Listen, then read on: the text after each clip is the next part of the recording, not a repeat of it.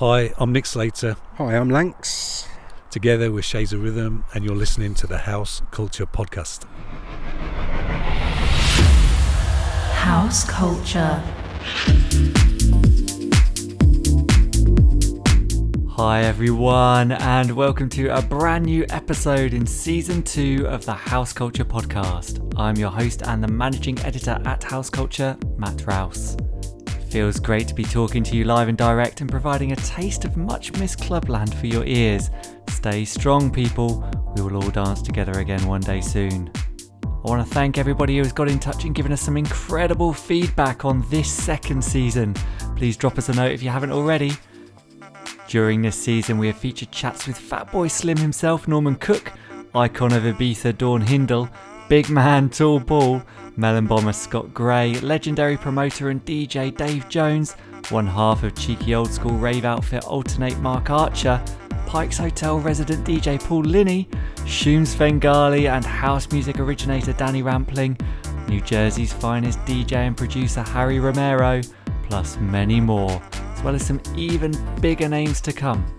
And if you haven't done so already, get crate digging through our equally impressive back catalogue from Season 1. In there you'll find conversations with scenesters such as Danny Clockwork, Johnson Trencher, Greg Wilson and Sally Rogers from A Man Called Adam. Also, if you've only just discovered this podcast and are wondering what house culture is all about, our credo is that we are a collective of house music fans who have come together through our mutual love of the beat to celebrate the spirit of house music. We're on Instagram at houseculture.net, so come and join us on the virtual dance floor there, where we can come together to support and nurture this beautiful scene. Let's get moving with this episode, shall we? In this one, we chat to an iconic group who are not only from the old school, but also from my birthplace of Peterborough. Oh yes, it can only be Nick Slater and Lanx from Shades of Rhythm. In the interview, we'll hear how they created some of their iconic tracks and promoted them all by themselves. We started just messing about on the keyboards and samplers, and within literally half an hour we'd done Sweet Sensation. So we were like, we've got to squeeze this on this album. We literally bunged it in the back of our car. We had 1,000 copies. Our mate did the artwork, and we went to the record shops that we were shopping at. Took a box of 30 in. You know, the relief when he said, yeah, I like that, I'll take 30. How scary it was for them when they decided to become full-time musicians. So we spoke to Nick's mum and dad in the kitchen. We started thinking about giving up our work, you know, we're sort of getting offered money to like do gigs and this sort of stuff. And then what your mum said something like, oh, you don't want to do that, like, you know, you want to get a proper job and you want to make sure you've got constant money coming in. He was like, okay, looked at Nick's dad, he was like, you go for it. And their experiences across the rave scene in general. And then you'd hear, oh, there's a rave in Cambridge. Everybody in the cars, everybody go to Cambridge. You don't know what you're doing. I remember once we drove an hour to Cambridge, waited 2 hours in the car park. First car pulls out, we start following it all down these country roads. 2 hours later, we're back in Peterborough. the rave's here. So like 5 hours later, we're back where we started. Now, this interview was recorded during lockdown, outside and at a social distance. So I hope you also enjoy the general Peterborough park life you can hear in the background. So let's take a journey back to the old school and hear from the sweet sensations that are Shades of Rhythm. House Culture. Guys, thanks for taking the time out to sit down with me on this beautiful day. Just turned into it, yeah. You're one of the iconic acts from the old school era and produced numerous tracks that have gone on to become anthems within the scene. Before we chat about that, we always like to start at the very beginning. And can you tell us about your experiences with music, kind of growing up, and how you discovered your love for music and repetitive beats? Yeah. So me and Lanx went to school together in a little town called Wilsey. And we ended up in a band together. I was drumming, Lanx was playing keys, and we were just doing cover versions of all kinds of tunes that we probably shouldn't even mention now. It wasn't our band, so we were kind of like the musicians in a band, really. So we didn't have much control over the material we were playing. And I think the biggest game changer for us was back then the school every single Friday used to have a school disco. So we were like 13 years old, and we were every Friday. Obviously, you'd look forward to that at school. It was like the highlight of the week. Every Friday dinner time, you'd go down to the hall, and there'd be like a disco. And the guys playing were really into their jazz funk, into their soul. So who were these guys playing? Were they students at the school? They were fifth years, Yeah. as it were then, in old money. So it was kind of like an education for us anyway. Likewise, the youth club then, we used to go down to the youth club, and where they're playing like Dex's Midnight Runners in one room, and it's packed out, you'd have the back room with, Low and Dave playing soul, jazz, funk. Lol and Dave, Rob Jones, Yeah, Steve Walsh. Yeah. Not the London Steve Walsh, but we had our own here. And they kind of educated us into soul music and then what became electro funk. And So we got into the all-dayers and the weekenders, yeah, didn't we? And soul funk, and then, like you say, electro funk and Jack House was starting to sort of catch on, and we was just addicted to that. We used to buy records from there as well, didn't we? So we used to have US imports. I mean, because we were the only kids into their music, they kind of took us under their wings a little bit, and because they were like 3 or 4 years older than us, and they'd be like, "Oh, we're going record shopping in London on Sunday. Do you want to come?" And I was like, "Yeah." so we'd all, every Sunday we would go down to second-hand record shops, and they'll be just like going through, and I mean, me, I'd be like, I don't know any of this stuff at like 15 years old probably. You're looking at the covers, or the titles of the albums. But they were literally like, "You want that? Yeah, you want that? Yeah, you want that?" Oh, that's amazing. And I'd get home, and that's when our learning begun, really, wasn't it? So yeah, and then later that would be the catalyst for creating samples. music, for samples. Because they were like big tunes, and we were drawing on that and mixing it with the hip hop that we were probably into and they weren't into. So I think that's kind of what led us on to being at the forefront at the beginning of the rave, I think, because we were experimenting. Yeah. We were like... We were nerds. Yeah. We were sort of into the equipment as well. Well, I think you have to be a kind of nerd as well, in a way, like to kind of cherry pick those samples and to have that background already. It's a great grounding. It's almost like that rave era chopping up samples. It's almost like a UK version of American hip hop, just kind of there was a UK hip hop where they'd be chopping up samples, but taking that further to the next level. If you've already got that grounding in like the jazz funk kind of scene. Yeah, we had a lot to draw off, didn't we? So a lot of the time, when you're not feeling musically creative, you're literally like taking a record out of your record collection, putting it on, letting it play through, or skipping through, looking at the vinyl to see where the light gaps are. And then just sampling, all day sampling, and then you have to go through all your samples and you have to truncate them and put them in 4-bar, 2-bar loops, whatever. And then, a few weeks later, when you're feeling the creative process, then we'd have that folder of loops, fresh loops to draw on.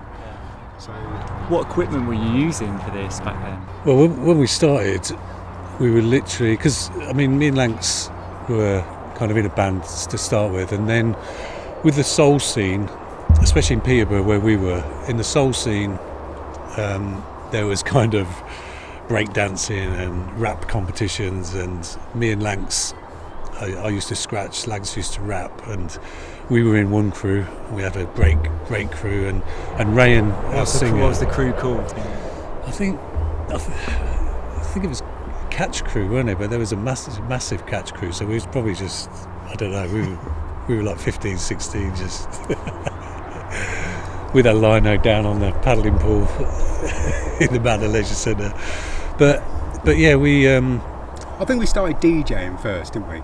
So our first purchase would have probably been like a really old belt-driven double decks. Yeah. Because we progressed to the school disco Friday DJs, you see. So, and then we'd have to buy amps, and then we'd buy speakers, and then I think eventually we sort of started getting into buying keyboards and sequencers and drum machines.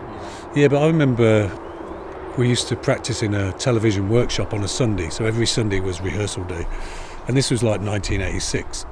Never dreamt of, succeeding. It was just, we enjoyed it. That was it. We'd just turn up and I'd literally have all these soul records and hip-hop records on turntables, and we'd be looping those. And Lanx would have just one keyboard that had like about a 1 second sample memory on it. And the Techniques 12 or 24 band equalizer. Yeah. We used to have it running of the output of the mix. We used to get the channels and we used to go because we didn't have any other music to generate those kind of sounds. No, one keyboard, equalizer, a microphone, and a set of decks. Yeah, that was it. Not at that point. That was like probably 2 years later. Yeah, straight on cassette. So yeah, that's literally the equipment we had. And then because we were working, literally it was like a case of waiting 3 months till you got enough money to go across the road at Music Village, and then we'd start buying one bit of equipment at a time.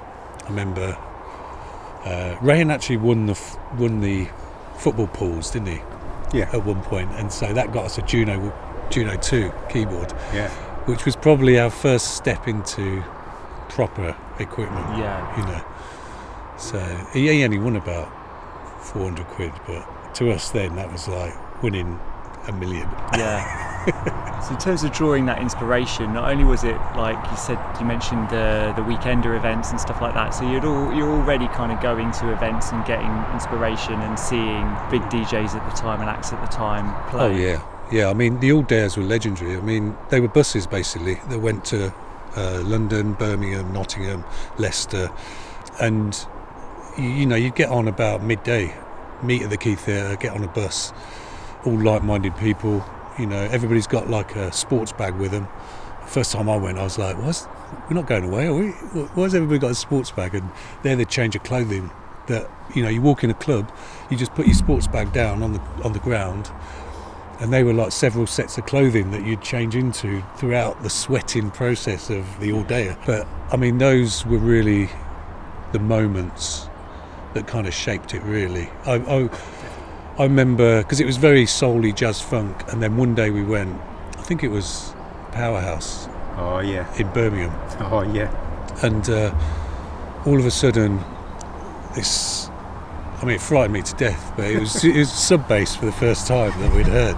The Pac-Man. Yeah. He was walking through the crowd and it literally took your breath away. And we was like, we're just used to soul funk, like from the start of it, and then all of a sudden this sound comes along. People talk about the rave era sort of being creative of new sounds, but fidelity wise, the first electro records, they were using the same studios and the same mixers that they'd been using for years, like the 70s and the 80s, and the sound was so pristine and well mixed, it's almost unbeatable. It's kind of been lost really, hasn't it, that sound? Yeah, it kind of came back in dubstep, but then obviously very glitchy. But those old tracks, Hashim, El Nafish, loads of them, Captain Rock. Yeah, and they can still work a system and a dance floor now. Those tracks, they've got it all going on. Yeah. From then we kind of got together with Rayan, who was in another rap crew, and said, "Do you want to form a band?" And there was 4 of us back then. So there was Wildcat as well, who now lives on a little island in the Caribbean. Nice. Got a little studio there. Barbados. Yeah. Records John Cleese's voiceovers every now and then. But yeah, there was 4 of us then. He was really into his acid house, so he was the godfather of acid house in Peterborough. Yeah, he was. Yeah. So he was bringing that sound into you guys, or were you already kind of aware of that? We was all into it. We was already jacking. Yeah, we were jacking because we used to put on parties as well, and illegal radio stations for a while, and it was that time when you'd have a soul club sold out on a Sunday night in Peterborough, completely rammed, and then up the road you'd have another club and they just started playing house music, and that was completely empty, but we were the ones who kind of moved across the road from the soul club and started jacking in the empty house club until it eventually got bigger and bigger. And then they swapped over, you know.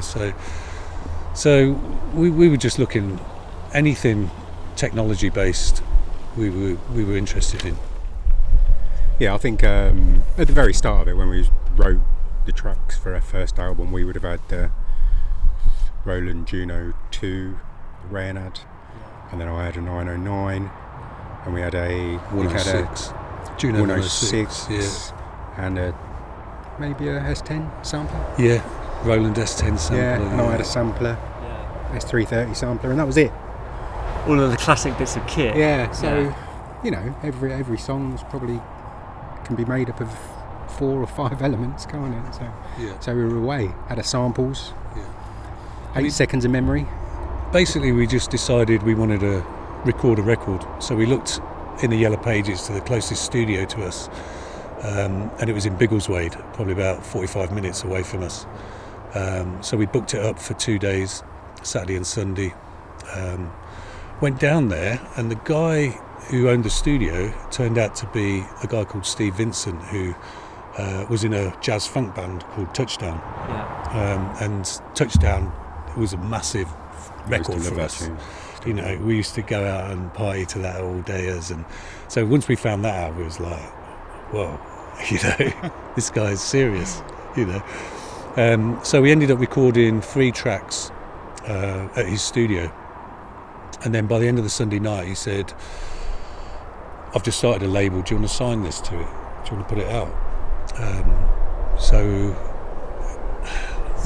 he recognised how good it was and the way the sound was moving from the jazz funk stuff towards this more. This was about 1987, so there was house stuff about, but it was kind of American house-based stuff.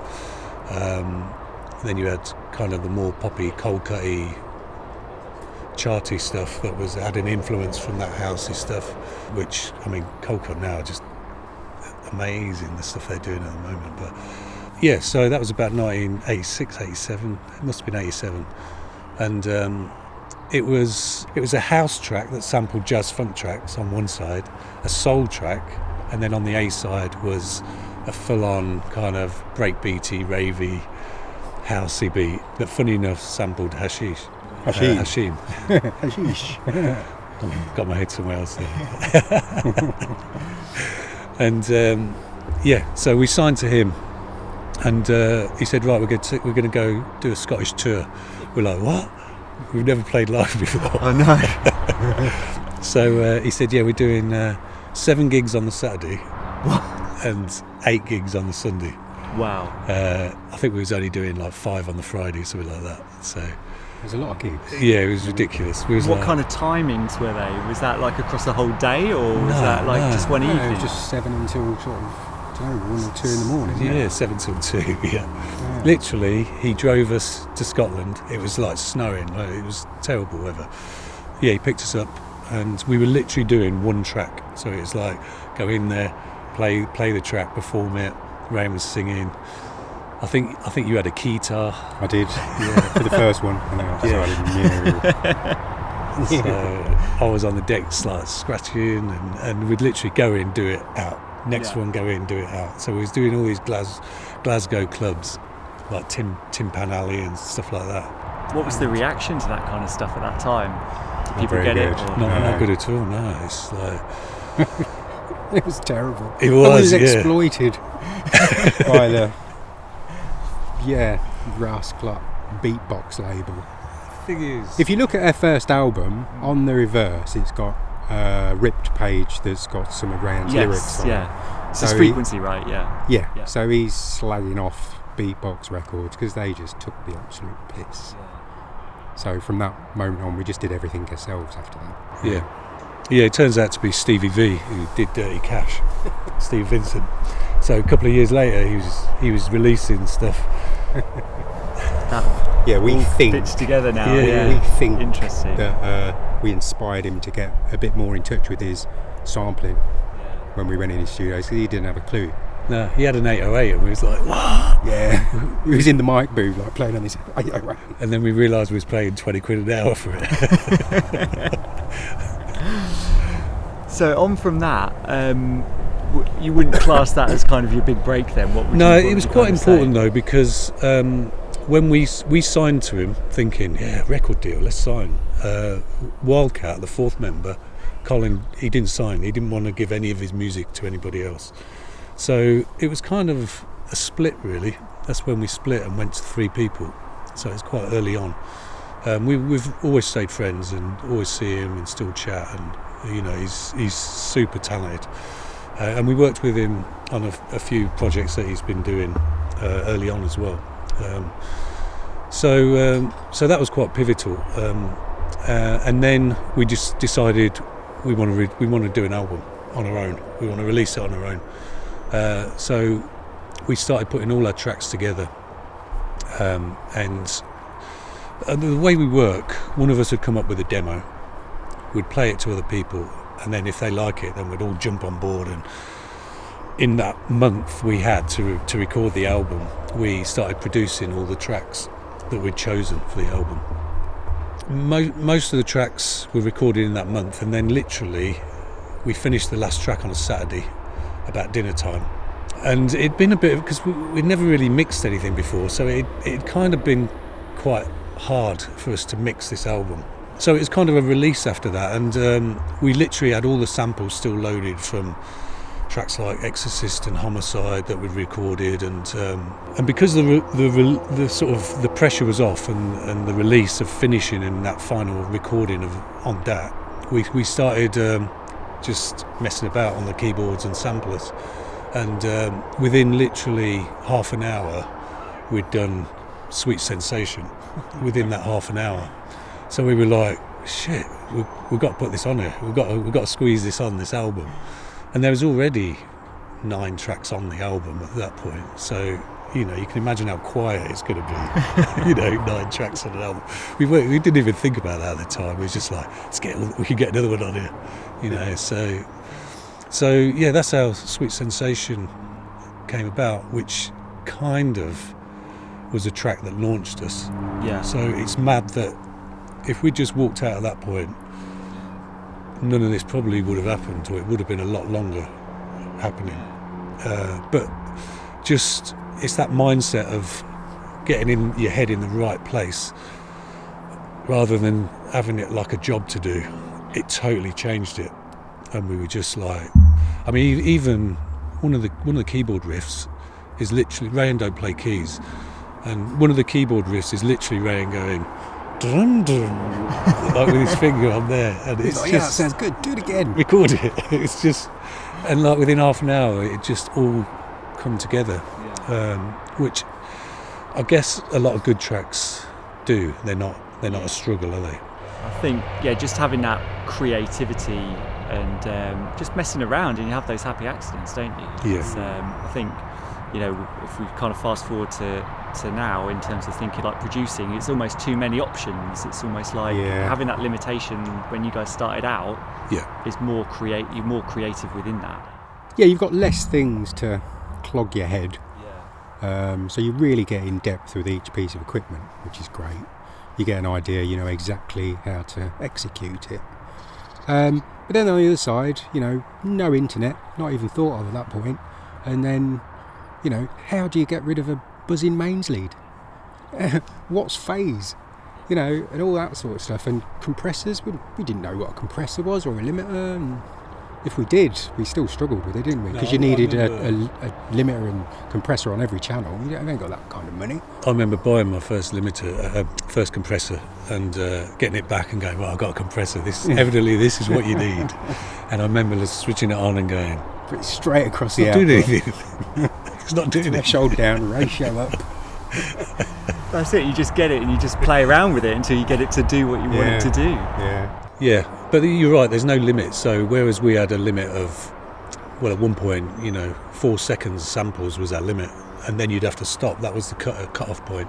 Because I think, as artists, you're never really happy with it. There's always something else you can do with it. But that used to give you that's it, we've reached our limit here, so that's the track. Yeah. Whereas, like you say now, you've got hard drives full of space and full of libraries, and it's so hard to say that's it. we'll stop here. Especially like you say, if you're not, you've got to do it when almost you're not completely happy with it either. It's like you keep tinkering and it will never get out there if you. And you can so easily just lose that one thing that was special in the first place. Yeah.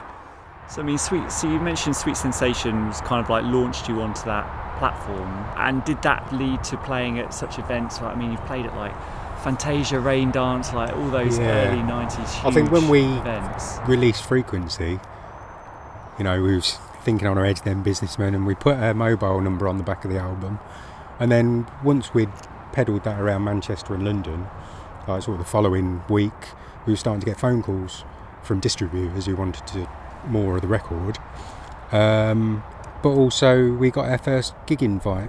Yeah. Which was Astoria. Was it Astoria? Yeah.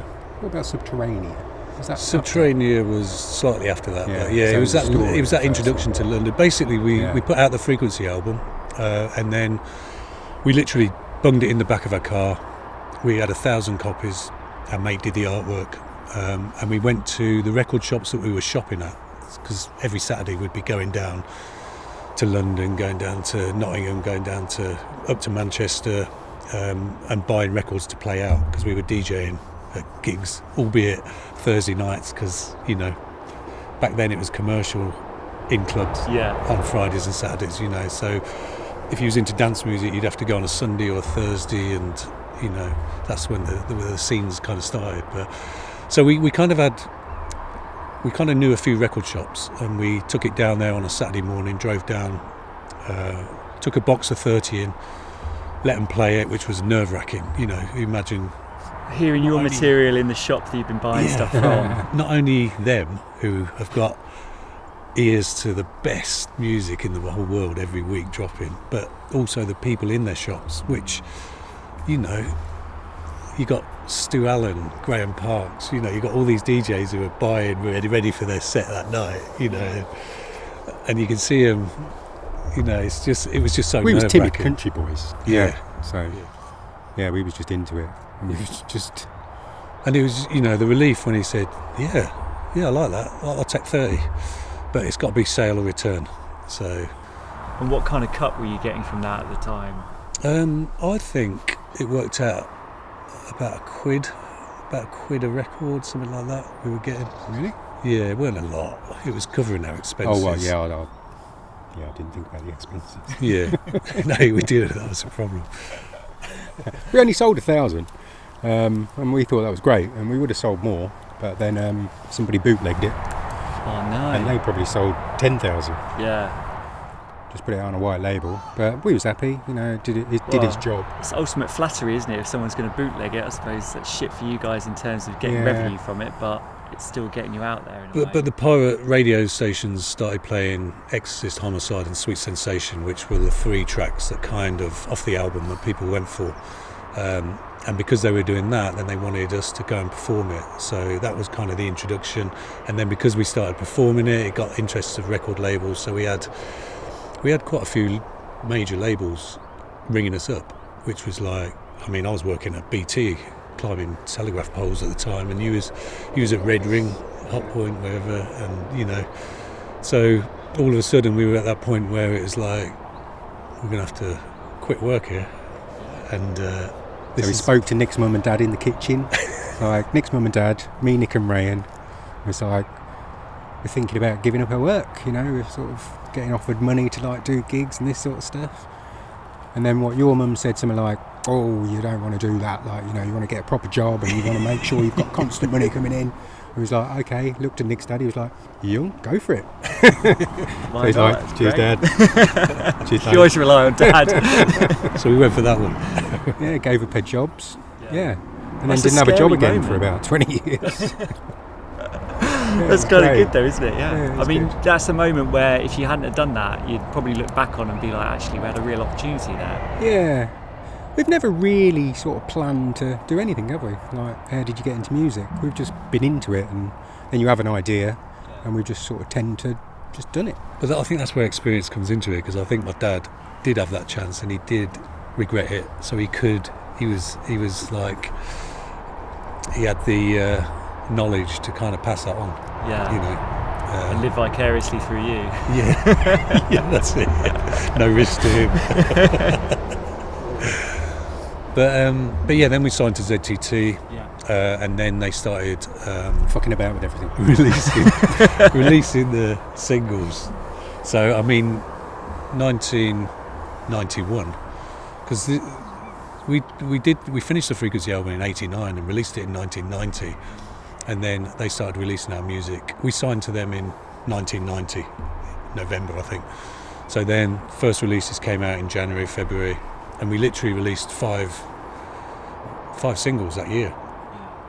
So 91 was busy. Banging, yeah. Busy. So. And they were all from Frequency as well? No. We'd remix. Three of them were. And then the other two we wrote that year. Yeah. So. Yeah, Sound of Eden. Yeah, I mean, I want to talk about that one specifically. I mean, that's like a timeless classic. It's still a big sing-along track.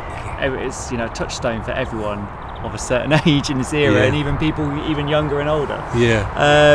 It's probably an urban legend, but I swear I've read somewhere that the vocalist, was it a lady you met in a cafe, a waitress or something? Yeah, Jo. Yeah. Yeah, no way. Yeah. Well, we knew Jo anyway. Yeah. Because she was in the dance scene anyway. Yeah. So yeah, we needed a vocalist, and she delivered. I think we did do another track with her as well, but that didn't come out due to a sample clearance that we couldn't get cleared.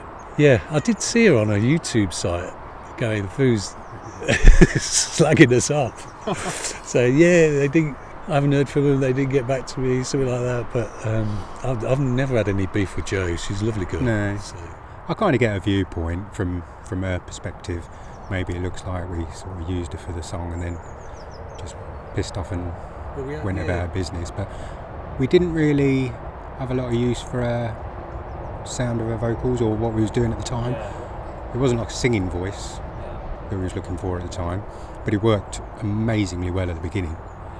So that would have been good. I mean, we were learning all the while as well. We had no business management skills at all. We were all of a sudden employing dancers and live engineers and sound engineers. Yeah, and you got to learn as you go along. So, apologies, Jo. Apologies, Jo. I mean, what was the kind of inspiration behind that track? Was it just something that? So that was a guy called Ziggy who actually managed the Prodigy. First off, before Mike Champion, but before then, he used to go to the same school as us, so he was thinking of putting on a rave. This was before Prodigy and Shades, called the Garden of Eden, and he came round and he said, like, is it possible to write a track for that? So I think I put some pianos and strings together and came up with a track called Sound of Eden. But it didn't sound anything like the one that everybody knows. So that got released on our first album, with ZTT.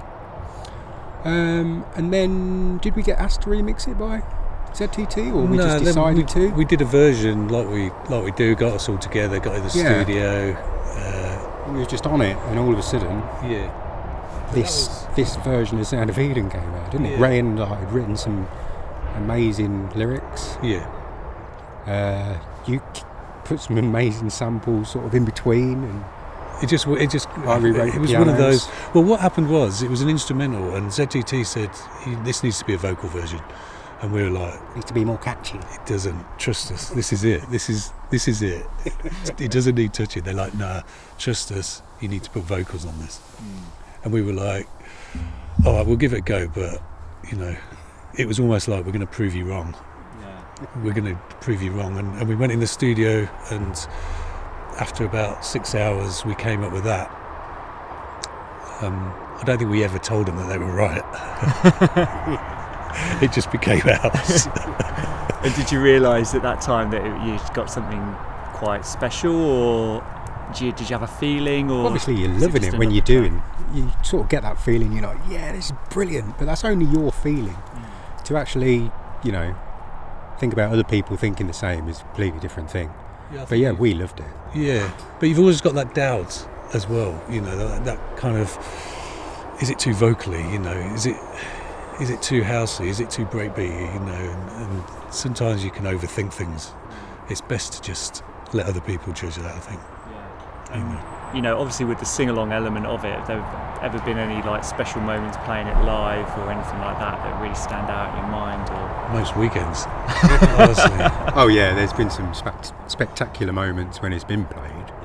But then, like, you see posts of other people, you know, at weddings and funerals, and you know, people have lost people, and it's really meant a lot to that person. So yeah, it's been really good. It's good to read the comments every now and again on YouTube. There's some quite recent ones on there that are pretty good. Yeah, I think that's what blows us away, just how personal people think it is to them, you know, which is great, you know, because that's what music does, doesn't it? It captures a moment, I think, for people. We've always been quite emotive in all of our music, haven't we? It's got to get you somehow. Electronic soul. I mean, did you have an appearance on Top of the Pops back in '91? I've spoken to a few people who have had similar experiences. What was your Top of the Pops experience like? We got asked to leave the studio because our costumes were too bright. Diana Ross was getting put off. Diana Ross's security said, can you get that ultraviolet threesome out of the studio? I can't sing properly. Yeah, it was great, wasn't it? It was just like hilarious sort of fun for us. Just the concept of being asked to go on Top of the Pops, something that you watch like religiously for years. So that was amazing. But the reality of it, we were stuck in a dressing room like all day, like about 8 of us, something like that, just doing nothing. Every now and again we'd go for a walk to the canteen or into the studio to get removed. Try and sneak a peek into Simply Red's dressing room. Oh yeah, there was a stench coming out of there. Yeah, don't know what that was. Who were your compatriots on the show that night? Was it Diana? You mentioned Diana Ross and Simply Red. Can you remember anyone else? Andy Bell was on it, actually, another Peterborough lad, yeah. And funny enough, Cola Boy, another Peterborough lad, he was on the week before as well. So it was a weird time. Yeah, it was a strange time. Diana Ross, KLF. Yeah, the weird thing is, though, it never really transferred, you know. The records were massive. We were playing, you know, that weekend we'd probably played to 20,000 people in a field. And then you come on and try and recreate that on a television screen with no keyboards plugged in, because, you know, that's the way they do it. You know, I found it really uncomfortable. Oh, it's hideous. Yeah, I found it really uncomfortable. And then, you know, but you need that experience to kind of form you into what you then want to do. I mean, you mentioned Prodigy as well, and like during that era, I suppose there was a whole circuit of like these great dance music acts, obviously like yourselves, Prodigy, Enjoy, K-Class, these kinds of guys. Did you feel like you were part of a tribe and a real movement at that time, or did you just want to turn up and play the gig and enjoy yourselves? I don't know, you didn't even think about that really. Obviously we met Liam and Keith, and like obviously Keith is Maxim's from Peterborough anyway, and Leroy. So we was actually stood in a field at somewhere like Energy or somewhere like that, a rave, big rave that was pretty close to us. And I'm standing in the crowd with the Prodigy, and we're looking at Enjoy, like performing, and we're thinking, oh, they're great. And then all of a sudden you think, yeah, well, perhaps we should do that now. And it was just like that, but no real sort of I think mental thing going, oh yeah, we're going to be the biggest band. No, not as in a band, but I think where it really was special was they were in the rave scene, we were in the rave scene. Yeah, the whole rave scene. Thousands of other people were in the rave scene. So it wasn't we're in a band, it was like we're in this scene, you know. And I think that's people sort of say what was special about it. I think it was just that sense of everybody together. We're doing something. We're sort of kicking back a bit, and we're all sticking together and doing it together. I think all the acts sort of hit the ground pretty much at the same time, didn't they? And like I was saying at the beginning of the interview about our record collections, you know, Liam was into all his stuff, and he had his sampler, and then he was sampling his collection, and we all kind of hit the ground at the same time. And you'd all get it, I suppose. You'd all recognise, like, if Liam used a sample there, you'd probably know what it was and be like, oh, right, and, you know, that kind of spurs you on in that way. Yeah, well, I mean, he did sample Homicide, which, you know, was a huge compliment, you know. And of course, Keaty I went to college with Keaty for a short period. I always remember Mr. Virtue said, you either take your cap off or you go home. And he just walked out, picked his bag up, walked out, and the next time I saw him, he's on stage at Nebworth. So Mr. Virtue did him a favour. And thinking back to the rave scene, that being kind of, it was almost anti-establishment, like you say, like kind of kicking back against the system and being part of this huge tribe and movement. Do you think something like that could kind of happen again, or do you think the way things are, it's very fragmented and it's too niche, a lot of things that people are into? Or because a lot of people now kind of look, younger people who are into their music, dance music, will look back on that era and be like, I want to relive those days, and would they ever come again? There was a lot of moments that collided at the same time for that to happen. Yeah. I mean, there's the music, there's the drugs. Samplers just came out. All of a sudden you didn't have to be a musician to start making people dance, But I think the biggest thing is, what people don't realise is, it wasn't just a going out on a Saturday night. It was literally 24 hours a day. You lived it, Yeah, we spent the first few months doing gigs, didn't we? And then sort of came back to Peterborough for a few days, went round one of our mates, and there's just 20, 30 people in our living room. We're like, all right, what are you doing? It's like Wednesday night. We're like, yeah, not got work. Nobody's working. Everybody's giving it the jobs. They're just there, just listening to music. And I think that was the biggest difference to anything else I've seen. I mean, you think of any big scene, and they're living it 24/7, Yeah. So it's hard, Unemployment was probably high then as well. Yeah, you got Margaret Thatcher's doing a thing, so it was just, timing is essential with these things. It was a summer of love, so whenever that will be again, no idea. So getting back to your point, I don't think you can just, I'm going to go out Saturday night, and it's not, you're going to have a great time and, great experience, but it is slightly different to living it 24/7, that whole scene. You've got to have the right clothes, music, record shops. You've got the trendsetters in every little town who kind of really important, the tastemakers. And then you've got I think the most important thing is having a place where people can meet. So all like-minded people would then go to Miss Pear's in Peterborough. So every town's got their own little place. And so, if you were going out, you'd always go there. And then you'd hear, there's a rave in Cambridge. Everybody in the cars, everybody go to Cambridge. You don't know what you're doing. I remember once we drove an hour to Cambridge, waited 2 hours in the car park at Cherry Hinton. First car pulls out, we start following it. All down the country roads. All down these country roads. 2 hours later, we're back in Peterborough. the rave's here. So 5 hours later, we're back where we started, and we're in Fengate in a warehouse. It didn't matter though. It was that was part of that day. So. And how far afield will you go into these kind of raves and things? And anywhere. Yeah. Absolutely anywhere. Yeah. We'd get back from raves and then go to Brighton to a pre-party or something like that in the forest. Yeah, or go to Wales because there's something in a old abandoned railway tunnel or something like that. Brilliant days. Yeah, it did have its dark moments as well though. A lot of people don't talk about the dark moments, but there was a lot of dark moments as well. There was, yeah. Nothing that good can last. Yeah, and there was, I interviewed Terry Farley for this, and he made it, one of the points I always remember that he made was, everyone always talks about the good times and the good things, and you see the videos and the photos and everyone looks like it looks amazing. It was sometimes, like you say, the party was 5 hours away and it was circle back to where you were, and you turn up and everyone's on a downer, and those are the ones that people don't talk about. Yeah, it turns into selective memory and then you just remember the good ones. But yeah, there was loads of bad ones where the music was just getting too fast. It was the middle of winter and it's really cold and muddy and yeah.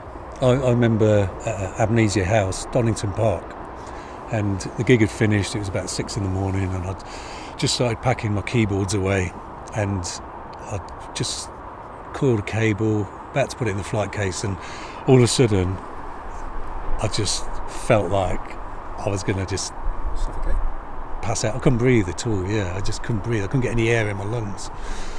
And I looked around. I looked at Lanx, and he looked okay. and then literally seconds later, he looked the same as I did. And somebody had let this CS gas off under the stage, and there was loads of competition between rival promoters and, you know, whatever else went on back then, you know. So, there was some weird moments as well. I mean, there over the past 5 or 10 years, there's been like this real resurgence of events. I mean, we mentioned before we put mics on like Clockwork Orange and Clockstock and stuff like that, where, you know, it's almost catering to that market. Someone like myself who's got a bit more disposable income now, and my kids are a bit older, and I can go out and party again, and, you know, enjoy all the music as it was. And sometimes you see parents there with their kids and stuff like that. I mean, obviously you've been involved in some of that. What have your experiences been that? It's been getting really good again, the club scene, for the last sort of 3 years or so. Quality of music, the crowds that are turning up, they're all into it, properly invested. Like you say, we're sort of doing gigs now that are for, you know, average age of 40 and 50, and, you know, the Ibiza, Slipmount's Ibiza, Slip Back in Time things. Been there 3 years on the trot. They've been really good, really great people. Yeah, is it bringing back a lot of faces from? They've all got the same ethos. Yeah, and obviously they've got kids. Our generation has got kids, and we're starting to see them sort of doing music that's influenced by their parents. Yeah, I mean, the Ibiza week is probably the closest you've come to that community feeling that was back then, you know, because you're in 2 hotels right next to each other, you all going to the same gigs, you're meeting people, you know, because that's what it was all about. It's like people all over the country meeting people for the first time and swapping stories, and, you know, it's friendly, relaxed. Nobody's a dick. You see, like the second year we played there, it was at Ibiza Rocks. You know, it's a good venue, but it hasn't really got that homely vibe. But the Slipmount thing was brilliant. But then I think the week after, it was like Radio 1's sort of weekend, and it's, you know, Stormzy and Wiley and all that like there. It must be a completely different atmosphere compared to what we're doing. But like Nick said, it's a different venue now. It's really nice. Yeah, I mean, Ibiza's just a lovely island, isn't it? It's got so many. Some people think it's this one thing, but it's not. It's all these things. Yeah, I wouldn't go to Ibiza normally, I don't think. We did some great parties in Spain, didn't we? When we first started gigging. God, they was mental. Motorbikes through the crowds, fire eaters, all sorts of stuff. Yeah. And how different have the scenes been from the different places that you've travelled around playing? Is there anything that really kind of stands out as totally crazy? We used to have the south-north divide when we was gigging, so like, you know, a lot more sort of pianos up north and a lot darker down south and more beats. Yeah, it used to be like 4/4 up north, and then kind of breakbeat down south. Up north the crowd would be like, yeah, and then down south they'd be like that. But I think that's why Sound of Eden kind of worked as well, because we were doing, it had a kick in it, 4/4 kick, but it also had a breakbeat as well, so we could kind of traverse the scenes a little bit, because it was literally like Rave was split in half back then. Yeah. In the early 90s, it was like it was split in half. Nowadays, old school is both of those musics. Yeah. But back then, it'd be kind of, you know, you had your down the south would be playing breakbeats and bass lines, and up north would be more housey. So. Yeah, it's interesting to make that distinction. I mean, like you say, Sound of Eden's got kind of a bit of both elements. It's got that breakbeat and it's got the pianos. Yeah. It's kind of overlooked in the sense that there were different sounds in different parts of the country. Yeah. I think. Yeah. And the pianos were really quite a northern thing to start with as well, wasn't they? We found when we was gigging. Yeah, we'd have to do a different set, different set. But now everybody's happy. It just moved so quickly, though. You know, from the early raves of 88, 89, where it was, you know, house music, it was hip hop, it was even a little bit of indie you'd hear as well in the raves as well. So a rave back then was really varied. You'd have Groove Rider and Sasha back to back, not back to back, next to each other, playing sets next to each other, and they'd be playing a similar set. You know, you wouldn't think the music's changed here, you know, so. Yeah, you see those names on a flyer and you think, how can that even be? Yeah. but yeah, it's incredible breadth of real melting pot. Yeah. But we always do is get our guests to choose 5 tracks for a Spotify playlist that we do, and then obviously we've done 20 interviews or whatever so far, so it's quite a big list of really random stuff in places, but all quality. And the themes are, the catalyst, what first got you into dance music, house music, whatever, and we'll kind of go from there. So I wrote them down for you if you just want to remember what they are. But what we always try and do is just get a bit of a thumbnail sketch about your experience with these tracks and why have they made it onto this list. So I was going to put that, and I didn't. And then I was listening to Trevor Mack. I always say Trevor Mack, Trevor Nelson. And he played it on his show. When, today? Yeah. Well, last night. Oh, really? it's quality. So the catalyst, what would that be? Yeah, Funk Masters. Well, going back to the school disco on a Friday, that's where we first heard it.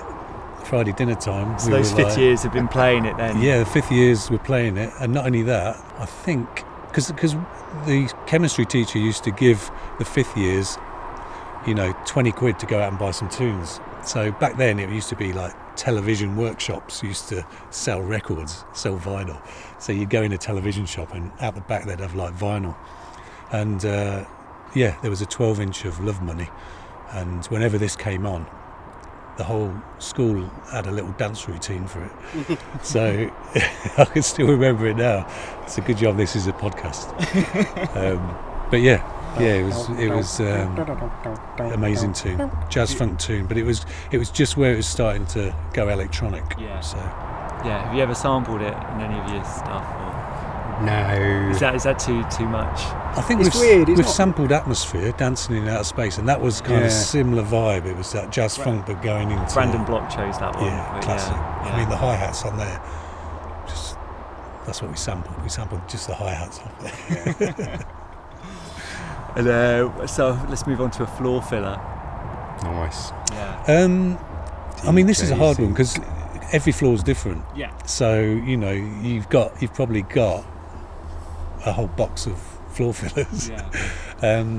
There's certain tracks that will move a crowd though, all the same way, innit? For me, this ticks all the boxes though, because DJ Zinc 138 Trek, it's kind of just drums and bass line. That's all it is, with a fill. But everybody loves it. It's got the hip hop feel, it's got a rave feel to it. It's lovely got swing, drum and bass feel to it. It's almost drum and bass. Yeah, it's just one of my favourite records, and it's one of the simplest records. It's fantastic. I'm getting a bit of goosebumps just thinking about it. I love that track. It's great to see it come through on. And we got there in the end. But a choice for a sunsetter. Thanks. I mean, there's obviously a lot of sunsetters, but this one takes us back to Ibiza. We'd done a gig over there. We had like a few days chilling, and we watched the sunset outside Cafe Mambo. And just as it was going down, they put that on. And I'm glad I had my sunglasses on because it just broke me. Just seriously broke me. So, that's my sunset. It's the corgis everybody's got to learn sometime. Everybody's got to learn sometime, yeah. And it's got, And obviously, Baby D, they did a version, so it's a bit ravey as well. Yeah, I think that sample in it, I was only ever familiar with the sample before I'd even heard that one when I was like growing up. So discovering where the original came from was quite something when I was like about 12, Yeah, sun going down Ibiza totally just made me melt. Yeah, it's gorgeous. Moving on to a tearjerker. Oh, no, I picked Chiasmus, Looped, just because it's just my kind of thing, and I'm a sucker for a string and a piano moving in a certain way, so that will put a lump in my throat, definitely, but millions of them. I love sort of emotive stuff. I mean, if we don't know, if we probably didn't work together, I'd probably just be putting out wrist cutting tunes. That'd be my entire collection. Just all in minor keys. I think everybody's, it's about the mood, isn't it, that you're in, and if you're on a downer, had a bad day, then trying to write an upbeat, happy song is going to be hard, isn't it? So, Last Tune, that's hard. again, you know, there's so many different dance floors. So, but we thought we'd go for a classic on that. Joe Smooth, Promised Land. It's just such an uplifting tune to end on. You know, it's just probably one of the most mood-enhancing tracks you'll ever hear. You know, so it's brilliant watching all the crowd singing it. Yeah, and it's just, you can feel that I don't know, that rush that you used to get when you was back raving, doing things that you shouldn't have done. And the lyrics still resonate now, really. They do, yeah. And I loved the way the sound ping-ponged across the Atlantic as well. So you'd have like Detroit, Chicago, and then it'd come over here, and there'd be like the acid house would turn into like a British version, and then it'd go rave, and then it'd go back over to America, and then there was this constant ping-pong, taking influences from what they'd just added to it, you know. And that was really early on. You know, one of the originators. So cool. And to kind of wrap it up, I suppose, we always ask, obviously we're house culture, you guys have been part of the fabric of it since the beginning. What does the whole scene kind of mean to you, and what has it brought to you in your life so far? Obviously very proud to be part of it. We've always wanted to be into music, so I think we're surprised as well. We're surprised that the longevity, we get a reaction. Yeah, surprised we're still here. Struggling not gigging, because we've been gigging for literally 30 years. So this is, with the lockdown, this is the first time we've not gigged for nearly 4 months, which is really, really strange. Yeah, have you done anything virtually? Yeah, we've done a couple virtually, but again, it's so hard being in your room on your own. I mean, we did it with 3 of us, so we were all in our individual rooms. It was really good. Took a lot of work, didn't it? Yeah. But then actually, sort of watching it play back on a Saturday night, it was for a street rave up in Scotland, and it's really good. Got quite a buzz off it, just being involved in it when it was actually played live. There've been some good ones. It's definitely seen me through it, you know, watching some good sets. Do you think it will be there'll be I don't think there will be, but do you think there would be like a move towards maybe doing things a bit more virtually, or do you think everyone would just be happy to get back out there? If they can monetize it, yeah, because you know, you're not getting paid anything really if you do it at the moment. But yeah, if they was saying X amount for this, I'd be I mean, up for that. my only concern would be it's a great opportunity for certain politicians to prevent this from going back to clubbing for a long while. You know, we almost played a drive-through gig in a couple of weeks, but the local council pulled it, saying even though people are in this square in their car, they could be shouting to other people, and that could transmit it. I mean, there's always going to be a risk. It's just we've got to just limit the risk, but without stopping people partying, because you're not going to stop people partying. That's why people are doing illegal stuff, because they can't do it legally. You're never going to stop people partying. That's probably a great place to wrap up, guys. Thank you very much. Thank you very much. Cheers, mate. House culture.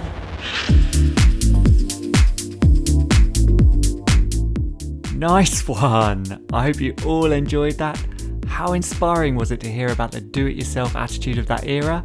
All you needed for success was good musical taste, some motivation, a few bits of equipment, and a fair bit of fearlessness. I hope the words from Shades of Rhythm can inspire you on whatever you're working on right now. I also want to say a personal thanks to Nick and Lanx for meeting me at a social distance over lockdown.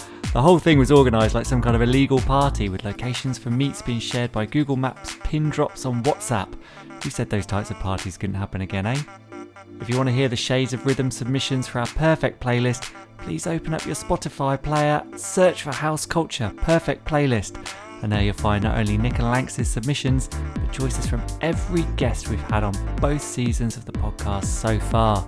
There's all kinds of stuff in there covering every facet of house music culture and more, so give it a shuffle and turn it up loud. Once you're listening to that, please help support this podcast by loving, liking, tweeting, sharing and rating or reviewing us on Apple. Please, it's really important. It does make a difference, so get in touch with We'd love to hear from you. If you say something nice enough, we'll give you a mention on a future episode. This time around, the lucky listener is someone who goes by the name of The Glazer. They left us a review on Apple Podcasts saying that they have been listening to these episodes whilst doing the school run in Ibiza. It's made them realise why they ended up living there. Amazing stuff. We at House Culture are ecstatic that we can continually inspire you about your chosen home of the White Isle. I hope you stay tuned in for the massive guests we have coming up in the future as well. And if you want to join us as House Culture from wherever you might be in the world, please hit up our Instagram feed at HouseCultureNet or follow the hashtag #TrueHouseCulture. Not only will you be fully informed about the podcast, you'll also get connected with other house music lovers from across the world. And finally, if you want to get in touch with me, Matt Rouse, you can do it directly on Instagram at DJ Matt Rouse. Thanks for listening, stay safe, and see you next time. House Culture.